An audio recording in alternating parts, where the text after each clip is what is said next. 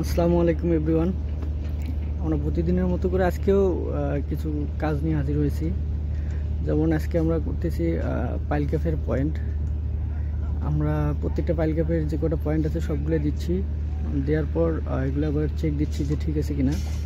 তো আমরা প্রত্যেকটা জিনিস একটা একটা করে কীভাবে কাজ করতেছি সেটা আজকে দেখাবো।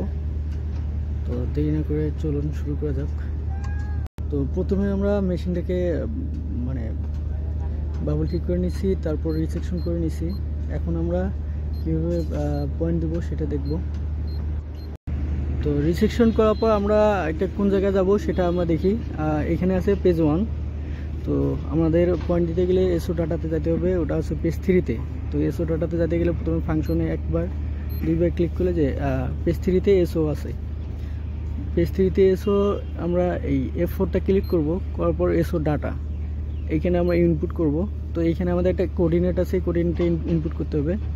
তো কোঅর্ডিনেটটা কীভাবে নেয় সেটা আমরা এখন দেখব। তো আমাদের এটা সুপার ইমপোজ করা ফাইল, এখান থেকে আমরা কোঅর্ডিনেটটা বের করে নেব। ফাইল ক্যাফের একবারে কর্নারে যেখানে যে একটা চিহ্ন ক্রস চিহ্ন চলে এসছে, তো এখান থেকে আমাদের কোঅর্ডিনেট দেখাচ্ছে একটা নর্থিং একটা ইস্টিং।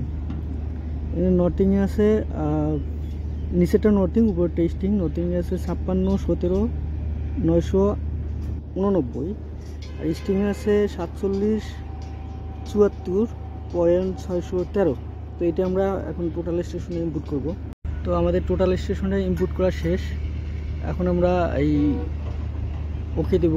দেওয়ার পর দেখা যাচ্ছে এখানে লেফটে যাইতে বলতেছে মেশিন 1 ডিগ্রি, এটাকে লেফটে যাইতে বলতেছে। তো আমরা এটা লেফটে মেশিনটা ঘোরাবো এখন।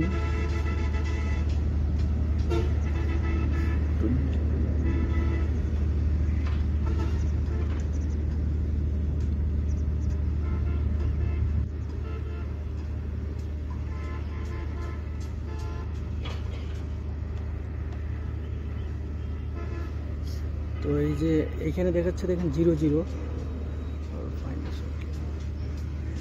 এখন আমরা এই সাপেক্ষে প্রিজমটা ফোকাস করব, করে আমরা মেজারমেন্ট অবজারভেশন দেবো, দেখি কত আসে। আমার এক ভাই আছে, উনি প্রিজমটা ফোকাস করতেছে। প্রিজমটা ফোকাস করার পর F4 চাপ দিলে এখানে দেখেন মেজার আছে, মেজারে F4 চাপ দিলে এটা বোঝা যায় যে কোন দিকে যাবে। তো এখন দেখাচ্ছে যে প্লাস 20 মিলি, অর্থাৎ ফরওয়ার্ডও দেখাচ্ছে। এই ফরওয়ার্ড মানে সামনের দিকে 20 মিলি আসতে হবে।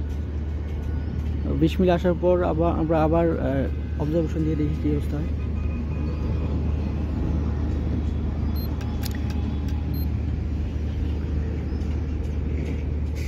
এখন দেখাচ্ছে 2 মিলি।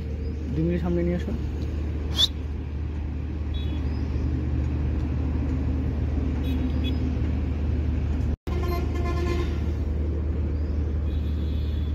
আর 4 মিলি আরও আসতে হবে।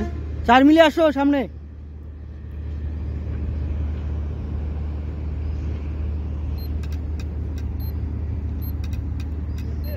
তো -2, 2 মিলি পিছনে যাও।